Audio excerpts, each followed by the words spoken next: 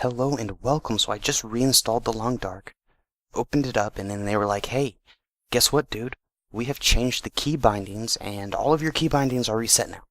So let's go ahead and jump into these. Let's go down one by one, starting with movement keys, which obviously they are going to be changed from WSAD to ESDF. And the reason why I changed my keybinds to this is because if you're using a WASD setup, you have less buttons available on the left side of your hand than if you use ESDF. I will be making a video talking about the differences between the two, and I've also started to look into RDFG, because unless you really need a lot of shift or alt modifiers, RDFG really gives you a lot of space, a lot of keys, and on top of that, if you are key surfing, which I'll also be making a video on, it's basically just not using any individual finger for a button. So if you use E for your forward button, normally you would go forward, but if for any reason you had to go forward and do something else, then you would have to move your hand, and sometimes instead of always using your middle finger for movement forward, you might have to use your ring or index finger. So that is what key surfing is. Let's go ahead and change this to D, left to S, and right to F. Sprint, yep. Crouch, yeah, that's fine. Reload is... reload can be R. That's interesting. It doesn't seem like anything is bound to the E button by default. Okay, no, nothing is bound to E by default. That's very weird, in my opinion. The put away button is H. However, I don't really like that too much because we are using ESDF, and the G key is not being utilized. So let's go ahead and change the put away button from H to G. The radial menu, yeah, I don't mind the radial menu being on space. I used that before. It felt very quick, very easy.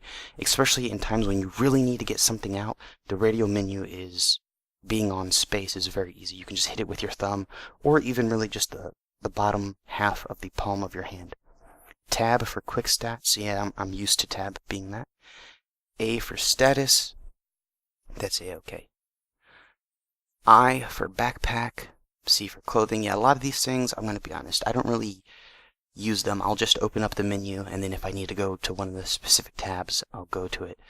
But, map.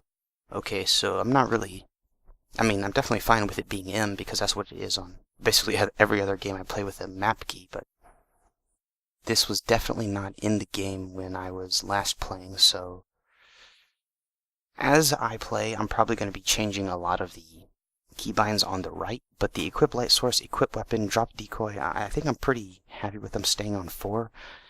If I do change anything, and I am going to play probably a few episodes and see how it feels, but if I do change anything with the equip light source, I might move all those buttons over to my mouse, because I do have a Razer Naga, and in times when a wolf is running towards you, you really want to be able to very quickly pull your weapon out, and it is faster to use a mouse key, generally speaking, than it is to move your finger from one of your movement keys to press it down.